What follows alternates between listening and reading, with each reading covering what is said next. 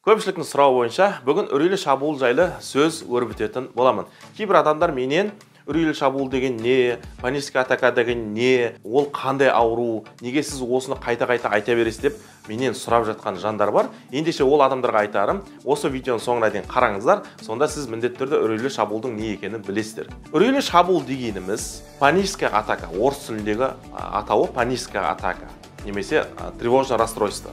А бізде оны үрейлі шабуыл немесе дүрбелең шабуыл деп айтады. Үрейлі шабуылдың анықтамасы түсініксіз қорқыныштардан күтпеген ұстамалардың пайда болуы. Яғни сіз бір жерде отырасыз, шай ішіп отыруыңыз мүмкін мейлі, бір жерде демалып отыруыңыз мүмкін. Сол кезде сіздің жүрегіңіз бірден соғып кетеді, қатты соғып кетеді. Сіз жүгіріп бара жатқан жоқсыз, спортпен заниматься етіп жатқан жоқсыз, бірақ жүрегіңіз қатты соғып кетеді.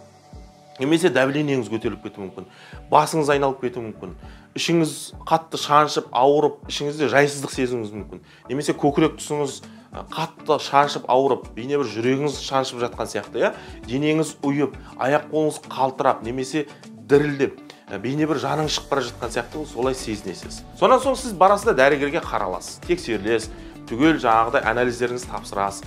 Бірақ дәрігер сізден ешқандай ауру таппайды.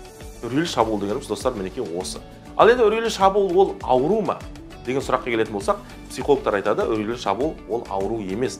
Ол жай ғана адамның санасында болып жатқан психологиялық проблема. Үрейлі шабуылдан шығудың жолдары бар. Ол өте оңай, оның әдіс тәсілдері бар. Шығасыз. Кейбір адамдар шыға алмайды, ол нәрседен себебі неге? Ол әдіс тәсілін білмеуі мүмкін, немесе жаңағы айтқан әдіс тәсілін білсе де сонымен амал жасамауы мүмкін. Соның салдарынан үрейлі шабуылдан шыға алмайды. Психолог мамандар үрейлі шабуылдың симптомдарын екі топқа бөліп қарастырады. Біріншісі психосоматикалық, екіншісі психикалық. Психосоматикалық дегеніміз денеге беретін симптомдар, ал психикалық симптомдар ол адамның санасына немесе миына беретін симптомдар.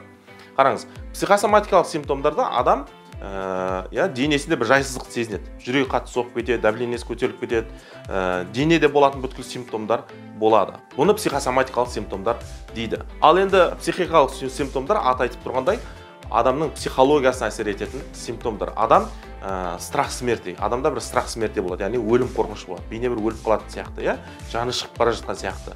Немесе дереализация, деперсонализация дейтін нәрсе бар. Адам өмірдің краскасын жоғалтып алады. Яғни бұл өмір өтірік, жалған сияқты. Былайша айтқанда қызық жоқ өмірде. Түсінсіз? Апатия болуы мүмкін, селқостық. Яғни адамға еш нәрсе жақпайды, еш нәрсе ұнамайды, жата бергісі келеді. Түсінсіз ба? Сосын үмітсіздік, яғни болашаққа деген үміт жоқ. Сонан соң адам өзін бақылаудан жоғалту, былайша айтқанда өзін бақылауда ұстай алмау. Бұл психикалық симптомдар. Көрдіңіз бе? Паническая атака дегеніміз осы. Паническая атаканың адамға ешқандай зияны жоқ. Психологтардың барлығы айтады, паническая атаканың адамға ешқандай зияны жоқ. Паническая атакадан адам өлмейді. Паническая атакадан адам паралич болып қалмайды. Паническая атакадан адам инфарктқа түспейді. Бірақ сезім әсер, паническая атакадан қалатын әсер дәл сол адам ауырып қалатын сияқты, паралич болып қалатын сияқты, инфаркт болып қалатын сияқты, немесе өліп қалатын сияқты, немесе талып қалатын сияқты болады. Бірақ ол жай ғана біздің миымыздағы, яғни нереально дейді, шынайы емес әлемде болып жатқан жаман ойлар. Бірақ ол нәрсе болмайды. Паническая атака ол жаңағы үрейлі шабуыл жай ғана біздің психологиямызда, біздің санамызда болып жатқан негізінде жоқ психологиялық проблемалар. Ендеше ол нәрседен қорқудың қажеті жоқ, ол нәрседен шығудың жолы бар, әдіс тәсілдері бар. Егер білгіңіз келсе, менің жекеме жазыңыз. Алла Тағала өмірлеріңізге берекет, бастарыңызға амандық, пендеріңізге саулық берсін. Қысқадан нұсқа осы, паническая атака, үрейлі шабуыл деген не нәрсе деп сұрап жатқан адамдарға мінекей осы. Қабыл алыңыздар, аман болыңыздар.